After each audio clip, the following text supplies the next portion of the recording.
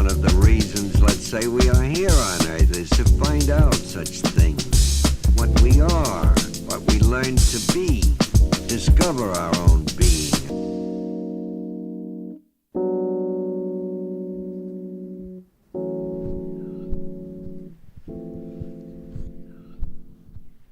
Hi, my name is Kitty Boy. I'm a Gemini, an empath. My pronouns are Z, Zer.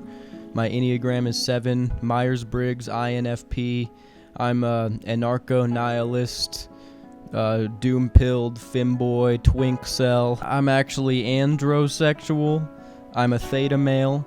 I have depression, generalized anxiety disorder, multiple personality disorder, self-diagnosed, but it was from one of my other personalities who actually is a professional psychiatrist, so it's still reliable. What makes you interesting, huh?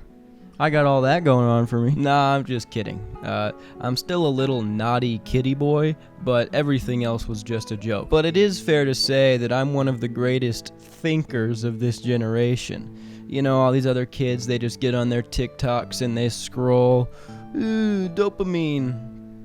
But me, I just think. When I'm not getting dominated by big-breasted women, I'm usually thinking. Speaking of which, this video is brought to you by Adam and Eve. If you are as experienced in the realm of lovemaking as your boy, you may know that introducing trinkets and gadgets may allow you to lay down that Dragon Master pipe. If you employ these tactics, you will no longer have to rely on your subpar wang. Click the link in the description and use code Gerbert to get 50% off of any item and free shipping to the US and Canada. Some exclusions apply. Sometimes I just sit down on God. Sometimes I just sit down and think. I've been thinking about this. Everyone needs a sense of self. And we have a way of doing this.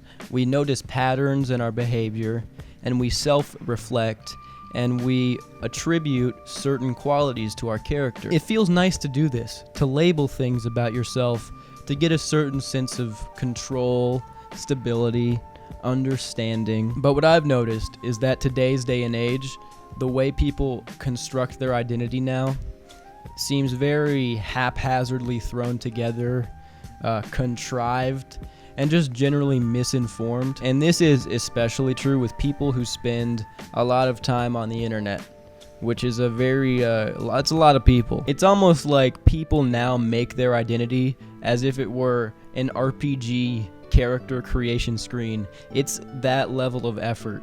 You can choose your gender.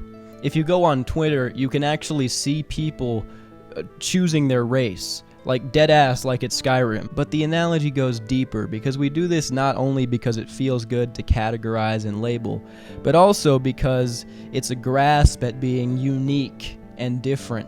Just like how you make a character in RPG, people just pick cool shit. Everybody wants to be unique and interesting. There's nothing wrong with that. Especially now, being average isn't gonna get you any attention. And it's cool to want attention. So similar to how you would use a character creation screen, you just pick shit that sounds cool now. Oh yeah, I want to be a demi-female with the mystical ability to feel other people's feelings. And all these different names and categorizations do sound pretty cool. Demi-woman, empath, Scorpio, metrosexual man. It's like a bunch of gay superheroes. But this happens because there's nothing actually solid or interesting to build a character on top of. And the people who seek out these things are privileged, but they don't want to be. They live in the Western world. Your life isn't hard or interesting, so you seek out these, you just need shit to care about.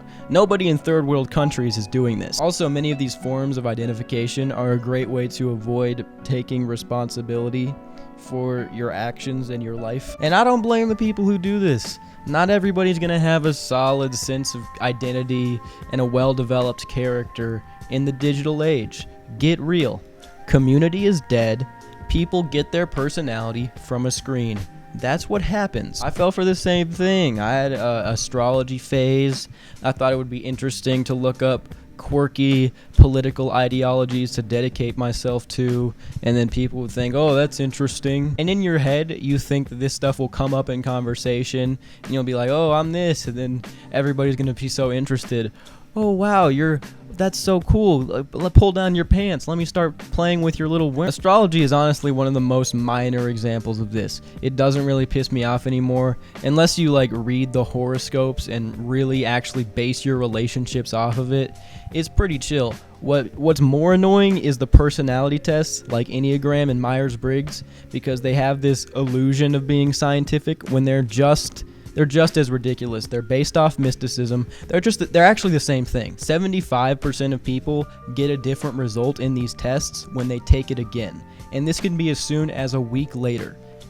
It's just completely not scientific. It has been scientifically invalidated. I think people severely overestimate their ability to understand themselves. That shit is very complicated. It's always changing. And also, in many ways, you curate your reality, so you create who you are. So you have to be very careful with what you identify with. There's a psychologist called Walter Mischel. He's the one who did the marshmallow test, if you're familiar with that. But what he found in his book called Personality and Assessment is that people's behavior is correlated with their environment, not their self-described personality traits. So pretty much mentally and behavior-wise, you're a product of the people you're around and what you're around, more so than any underlying character that you have. That shit's not even really real. You just have a little bit of a base, a psychological temperament made by your genetics that can be expressed in like an infinite number of ways. Nobody's really completely a free thinker. You spend time with a lot of liberals, you're gonna be a liberal. You watch a bunch of conservative content, you're gonna be conservative. If you were a German citizen in the late 1930s, you'd like to think you'd have the perspective to be like, no, I would have stopped Hitler. I would have rushed in those camps and freed all of them. You probably wouldn't have. You're the guy who's like, yeah. In fact, right now, all of us in some way are probably blindly complying and listening to shit that we didn't get from ourselves and that's completely baseless. But anyway, back to these Zoomers who are just picking shit to identify with because they have nothing else solid to build a character from. And hey, call me a dick. Is that not what all these genders are? I mean, I get that gender is a spectrum and you can fall anywhere on there. You could be a masculine woman or a feminine man, but you don't have to ruthlessly pathologize all of it. If you want to get technical, everybody probably falls in a different spot on in what ways they're feminine and masculine. We don't have to make all these different distinctions. You're just you. I'll just call you your name. And then this empath shit, I don't even know what's going on. People think they have some mystical ability because they feel bad when they see something bad, or they feel good when somebody else is feeling good. Maybe they have a genuine reason for thinking they have this supernatural ability, but I have a feeling that the way people decide all of this shit is so arbitrary. I was with my friend Samantha and I could just notice something was different and feel her energy, and I asked her about it and she was like, oh wow, you're right. I don't know, I just feel like none of this shit has solid basis for why you feel so concretely that you are this, especially when the brain is plastic and constantly changing. But relatively all that stuff's pretty light and chill. I don't really care about it. It doesn't bother me at all. But what does kind of get to me, what really grinds my scrotum, is that Zoomers are identifying with mental disorders that they don't even have. First of all, there's all these people calling themselves introverts when really they just have social anxiety. Oh, I'm such an introvert. I don't like having small talk with my neighbor or talking to the cashier. And I panic when I get a phone call or get invited to gatherings. It's like, no, that's not introversion. You have a social anxiety problem. And it's a problem you could solve if you took the proper steps. But instead, you're deciding to intertwine your personality and self-identification with this disability, so you don't have to change anything. And when you do this, you accept these labels and you identify yourself in this way, you begin to avoid situations that challenge your self-perception, challenge the way that you see yourself. The more something challenges the way you see yourself, the more you will avoid it.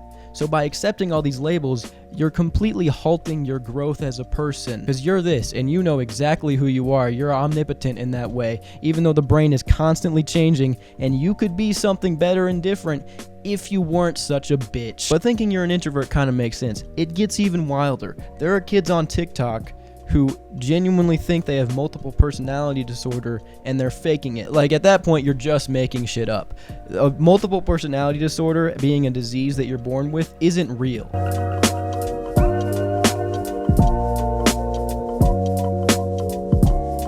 Everyone keeps on saying we need to have more conversations about mental health. Mental health is such an underrated concept. It needs to be talking about more. No. Let's stop the conversation. We've had enough of it, okay? I think it should be only something you should think about or consider if you've dealt with it directly in a true and serious manner, because these kids are hearing it and they're self-sabotaging. And it's the same thing with depression. I'm not saying it's impossible to have genuine chemical depression where you have to rely on pharmaceuticals. There's a debate about that, by the way. What I will say is that it's been glorified in a strange way, and it's also an easy way to avoid responsibility, so people identify with it, and by identifying with it, it can become true. And you become more lazy, and you avoid things that make you happier, so you become more depressed, and it's a negative feedback loop, a downward spiral. And then you become reliant on these pharmaceuticals when you don't really need them. There are studies that say exercising, working out, can have the same impact on your mood that taking Prozac does. Being depressed is not cool. Be very careful with what you call yourself. Do not call yourself depressed until you are absolutely certain there is nothing else you can do that will make you not depressed. Otherwise, you're fucking yourself. And there's just a lot of fake mental health stuff that's genuinely disrespectful to people who have really bad stuff going on, like veterans with PTSD. I remember all these kids in school who used to be like, oh, my OCD. It was like cool to say you had OCD, like, oh, that binder is so unorganized. My OCD is going crazy. The little tile pattern is wrong. Oh my gosh, my OCD. When in actuality, people with OCD are sitting there wanting to kill themselves. Gratitude journaling can do the same thing to help you. These people who say they're depressed are in wealthy countries, well off financially, when there are people who can't eat, getting blown up by landmines just walking across the field. Maybe write about things to get perspective, appreciate what you have, because, like, you're wasting what you've been given being a little bitch like this. But anyways, here's the truth of the matter. The more quirky and different you try to be, the more basic you end up becoming. And this is because true interesting character traits comes from things that are inaccessible. Not just shit you can find on the internet and apply to yourself. If you want to be a truly unique person, a true individual, then you have to do things that not everybody can do. Not everybody is willing to do. Put hard work into actually doing shit. Get good at shit. It's not really a comforting answer. You have to take up challenges and do things that challenge the way you perceive yourself, so you can grow and get character development and become an interesting person. Some people, I guess, don't even have any leanings towards introspection, serious introspection.